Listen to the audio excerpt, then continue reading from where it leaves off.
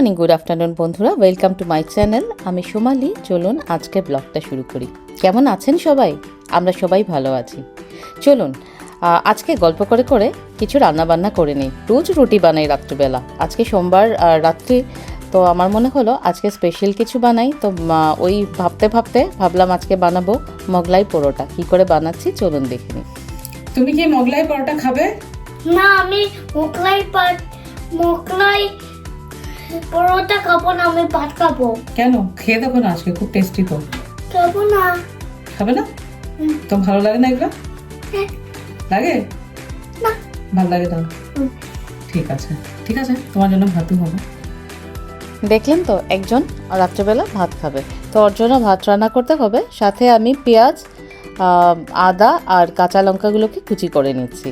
ব্লগের শুরুতে যদিও বলেছি আমি ভালো আছি, কিন্তু মেন্টালি এখন যা পরিস্থিতি চলছে তাতে সত্যি ভালো নেই।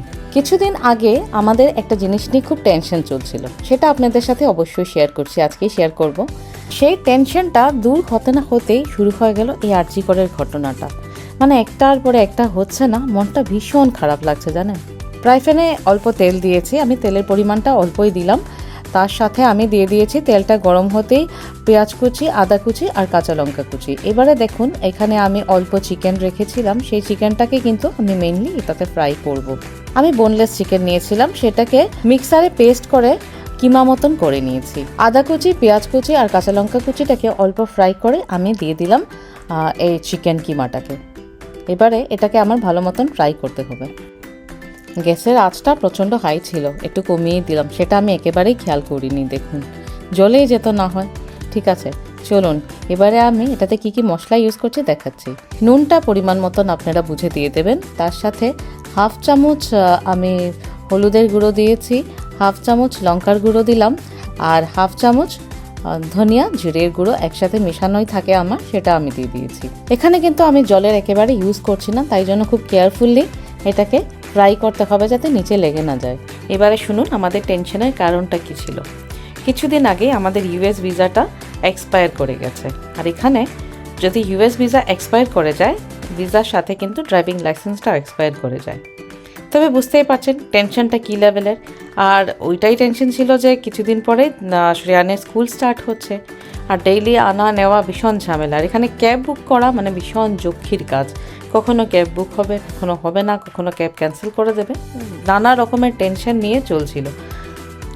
ভিসা এক্সটেনশনে দুটো মোড আছে, একটা হলো প্রিমিয়াম আর একটা হলো নর্মাল। তো আমরা প্রিমিয়ামে করিয়েছিলাম। প্রিমিয়ামে বলছিল ওই সময়টাতে যে 15 ক্যালেন্ডার ডেজ লাগে, ওইটাতে রেজাল্টটা চলে আসবে যে আমাদের ভিসাটা এক্সটেন্ড হয়েছে কিনা না। এবারে পেপারে যদি কোনো রকমের কোনো গণ্ডগোল থাকে তাহলে এটা আরএফি চলে আসে, পেপারটা আবার নতুন করে সাবমিট করতে হয়। তো আরএফি যদি চলে আসে পেপারে, তার মানে এটা আর নর্মাল মোডে চলে যাবে, এটা প্রিমিয়াম প্রসেসে আর থাকবে না। এবার নর্মাল মোডে চলে গেলে 1 মাসের মতন টাইম লাগবে।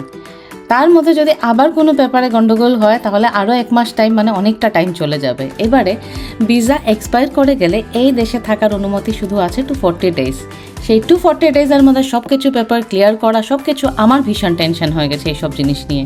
তার মধ্যে শুনলাম যে দীপনের অফিসে একজন অ্যাপ্লাই করেছিল প্রিমিয়াম প্রসেসে, তারটা কোনো পেপারে এরকম গণ্ডগোল হয়েছে, আরএফি চলে এসেছে, আর ও মানে সব কিছু ঝামেলা মেটাতে প্রায় 1.5 মাসের মতন সময় লেগে গেছিলো। তো এই সমস্ত ঝামেলা নিয়ে এত টেনশন হয়ে গেছিলো জানেন। ব্লগ করছি, সব কিছু করছি, কিন্তু মনে ওই শান্তিটা আর নেই আর কি, যে এবারে কিছু না হলে তো তল্পা গুছিয়ে দেশে ফিরে চলে আসতে হবে। তো দেশে ফিরে আসাটা যদি খুব ভালো হয়, সুন্দর হয়, তাহলে না ঠিক আছে, আদারওয়াইজ সব জিনিসপত্র ফেলে দেশে ফিরে আসা, সেটা আর একেবারেই মনে ভালো লাগছিল না। তার মাঝে গাড়ির লাইসেন্সটাও এইভাবে এক্সপায়ার করে গেছে, তো ঘর থেকে বেরোনো একটা প্রবলেম, সব মিলিয়ে ভীষণ প্রবলেম। মাঝে একটা কথা বলে দেই, দেখুন শ্রেয়ান আজকে এসেছে, ওনাকে আমাকে ডিম ভেঙে দেবে। অ্যাকচুয়ালি সিদ্ধ ডিম করলে ও সিদ্ধ ডিম আমাকে এতদিন ছাড়িয়ে দিয়েছে, তো ও ভেবেছে ডিম ভাঙাটাও খুব ইজি ব্যাপার। ওকে আমি যতই গাইড করছি যে এইভাবে করো ওইভাবে করো, দেখুন আলটিমেটলি কি হলো, কাজ বাড়িয়ে দিয়ে তো ছেলে চলে গেল। এবারে মায়ের কাজ হয়েছে সব ক্লিন করে তারপরে আবার নতুন করে স্টার্ট করা, এই আর কি, এগুলো রোজই চলছে আমার বাড়িতে। তারপরে শুনুন কি হলো। আমাদের 15 ডেজ আমরা ওয়েট করলাম, 15 ডেজের মধ্যে আমাদের ভিসার কোনো কিছুই আসেনি। সেটা নিয়ে আমাদের এত টেনশন হয়ে গেল যে এই তো ওয়েট করছে, এখন কি আরএফই এলো, সেটাও তো বলবে যে আরএফই এসছে কিনা, না কিছুই তো দেখাচ্ছে না, তো কি বুঝতে পারবো, কিছুই বুঝতে পারছি না।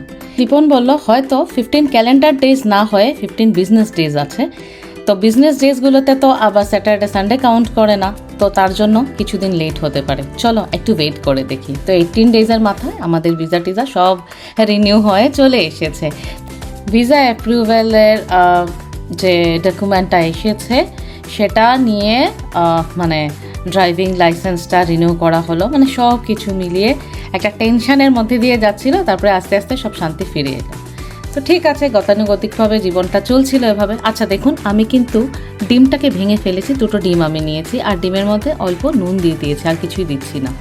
তো চলুন এবারে কি করছি একে একে দেখাচ্ছি। আমি অল্প ময়দা নিয়েছি, আর ময়দার মধ্যে আমি নুন দিয়ে দিচ্ছি, খুব একটা বেশি দিচ্ছি না, কারণ আমি যে চিকেনের পুরটা বানিয়েছি সেটাতে কিন্তু নুন যথেষ্ট পরিমাণেই আছে।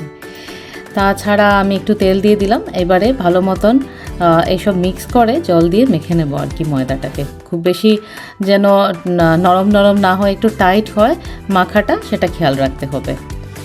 এই মোগলাই পরোটার সাথে আমার ছোটোবেলার কিন্তু কিছু স্মৃতি জড়িয়ে আছে, সেগুলো বলছি। আমি তো খুব ছোট একটা শহরের মেয়ে, আমার সেই শহরটার নাম হলো শিলচর। এখন আমি শহরটাকে একেবারেই ছোট বলবো না, শহরটা অনেকটা ডেভেলপড করে গেছে। তো আমি যখন ছোট ছিলাম তখন সেই শহরটা অল্প অল্প করে ডেভেলপড হচ্ছে। তো তখন সেখানে কোনো ভালো রেস্টুরেন্ট সেরকম ছিল না, হঠাৎ করে একটা রেস্টুরেন্ট খুললো, সেটার নাম ছিল স্যান্ডপ। আর স্যান্ডপে মা আর ছোটো মাসির সাথে যখনই যেতাম তখনই খেতাম মোগলাই পরোটা, আর না হয় কাটলেট। তো আমার মা আর মাসি দুজনেই কিন্তু চিকেন খেত না, আর ছোটো মাসি খেতে ভীষণ ভালোবাসতো, তো ছোটো মাসির সাথে বেরোলেই সেই রেস্টুরেন্টে খাওয়া হতো আর কি। তো আমার খুব ভালো লাগতো ছোটো মাসির সাথে বেরোতে। আর এখনের মারা যেরকম খুব এফার্ট মেরে বাড়িতে এত খাবার টাবার বানায়, অনেস্টলি আমাদের মারা কিন্তু সেরকম কোনোদিন বানায় টানায়নি। মানে আমাদের মা বলতে আমি আমাদের কাকি জেঠি বা মামিদেরকেও দেখেছি, কোনোদিন কিন্তু এরকম রকমারি খাবার টাবার বানায়নি। রকমারি খাবার হলে বাড়িতে হতো লুচি সুজি, না হয় লুচির সাথে আলুর দম, ঝাল সুজি, পাটিসাপটা, এই সমস্তই। কিন্তু ওই যে বাইরে যে রকমারি খাওয়া, এই সমস্ত কিন্তু কোনোদিনই চল ছিল না। স্যান্টপে গিয়ে খাবার অর্ডার করতাম, অনেকক্ষণ বসতে হতো, তো আমরা অনেকক্ষণ বসে থাকতাম, বসার পরে আসতো খাবারটা, সে কি ক্রেজ। আচ্ছা ময়দাটাকে না আমি হাফ অ্যান আওয়ারের মতন ঢেকে রেখেছিলাম, তো ময়দাটা অনেকটা সফট হয়ে গেছে। এবারে দেখুন আমি ছোট ছোট করে লেচি কেটে নিচ্ছি, আর এমনই মেখেছি যে আমার 4টি লেচিই হয়েছে। দেখুন আমি বেশি তো মাখিনি, কারণ এগুলা আর কালকে খেতে ভালো লাগবে না, আর বাসি হয়ে গেলে তো অবভিয়াসলি এটা স্বাদটাও চলে যায়। তো যেটাই করবো এটা যেন একদম ফ্রেশ থাকে। তো কিছু কিছু জিনিসে না ভীষণ ভাবি এখন, জানেন তো, আমরা যখন ছোট ছিলাম না, ওই সময়ের পরিবেশটা ভীষণ আলাদাই ছিল, শ্বাস নিতাম একটা সুস্থ পরিবেশে। এখন এই পরিবেশটা আর নেই। এখন তো কেউ বাড়ি থেকে বেরোলে, সে মেয়েই হোক বা ছেলেই হোক, মানে খুব টেনশন হয় যে সে বাড়িতে ফিরে আসবে তো সুস্থভাবে। যত দিন যাচ্ছে মানে সমাজ উন্নত হওয়ার জায়গায় সমাজের অবনতি ঘটছে। এখন তো কত কিছু আছে, দেখুন সিসিটিভি ক্যামেরা আছে, ফোন আছে, হ্যাঁ পুলিশেরও ব্যবস্থা এরকম তৎপর, তো কেন এরকম ঘটনাগুলো ঘটে বুঝতে পারি না। আমি স্কোয়ার স্কোয়ার করে মোগলাই পরোটাগুলোকে বানিয়ে নিয়েছি। এবারে ফেটানো ডিমে পরোটাগুলোকে ডুবিয়ে ডুবিয়ে ভেজে নেব, বাস আমার মোগলাই পরোটা একেবারে রেডি হয়ে যাবে। ফ্রাই প্যানে তেল দিয়ে দিলাম, অনেকটাই তেল দিয়েছি, তো কারণ কি এটা ডিপ ফ্রাই করবো আমি। তো চলুন এবারে একে একে আমি ডিপ ফ্রাই করে নিই। তার সাথে আমি একটা সস বানাবো, কারণ ওই স্যান্ডপে যখন খেতে যেতাম তখন কিন্তু একটা সসও দেওয়া থাকতো। আমি কিন্তু সসের রেসিপিটা আপনাদের সাথে শেয়ার করে নিচ্ছি। তো দেখুন এখন কিন্তু তেলটা অনেকটাই গরম হয়ে এসেছে। এবারে আমি একে একে সেই পরোটাগুলোকে ডিমের মধ্যে ডুবিয়ে ডুবিয়ে ভেজে নেব। আমি অনেক জায়গায় দেখেছি মোগলাই পরোটার সাথে আলুর দম দেয়, তো আমি আজকে আর আলুর দমটম বানাচ্ছি না, আমি সিম্পল সসের সাথেই সার্ভ করব। কারণ আজকে আমার অনেক চক্ষি গেছে, এবার ছেলে তো সব দিয়েছিল 12টা বাজে, ক্লিন করতে করতে আর ইচ্ছে চলে গেছে যে আমি আর কিছু করব। এবারে সসটা তৈরি করে নিচ্ছি। সসের জন্য আমি কুচি কুচি করে কাঁচা লঙ্কা, পেঁয়াজ আর ধনেপাতা কুচিয়ে নিচ্ছি, সেটা আবার একটা বাটির মধ্যে রেখেও দিচ্ছি।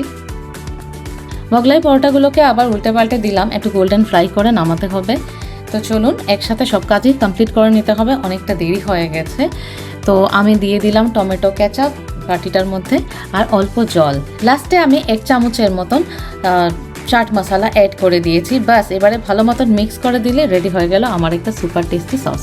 মোগলাই পরোটাগুলোকে আমি একটা একটা করে সবগুলোকে ভেজে নিয়েছি। ভাজার সময় দেখলাম অনেকটা ফুলে ফুলে সাইজটা অনেকটা বড় হয়ে গেছে। চলুন এবারে আমার কিন্তু একেবারে 4টা মোগলাই পরোটা রেডি হয়ে গেছে। মাঝে আমি শ্রেয়ানকেও ভাত টাত খাইয়ে ঘুম পাড়িয়ে দিয়েছি। চলুন এবারে মোগলাই পরোটা রেডি হয়ে গেছে। জাজের থেকে মতামতটা জেনে যাই কেমন হয়েছে খেতে। এটা খেয়ে আমার ছোটবেলায় ভবানীপুরে একটা মোগলাই পরোটার খুব ভালো একটা দোকান ছিল, ওটা মিষ্টির দোকান, নাম ছিল মিষ্টির যোগ। ওখানে মোগলাই পরোটা খুব ভালো পাওয়া যেত। আর আমাদের বাড়িতে কোনো ওকেশন হলে বা মাঝে মাঝে ডিনারে আমরা ওখান থেকে মোগলাই পরোটা এনে খেতাম। তো এটা খেয়ে আমার সেই পুরোনো দিনের স্মৃতিটা মনে পড়ে যাচ্ছে। খুব ভালো টেস্ট হয়েছে। ঠিক আছে, এবার তুমিও নিয়ে নাও, খাওয়া যাক। চলুন ভিডিওটা এখানে শেষ করছি। এই ভিডিওটা আপনাদের কেমন লেগেছে অবভিয়াসলি কমেন্ট করে বলবেন। যারা নতুন আছেন আমার চ্যানেলটাকে প্লিজ দেখছেন সাবস্ক্রাইব করে দেবেন। আপনারা সবাই ভালো থাকবেন, সুস্থ থাকবেন, হ্যাঁ, আর নিজের খেয়ালটুকু রাখবেন।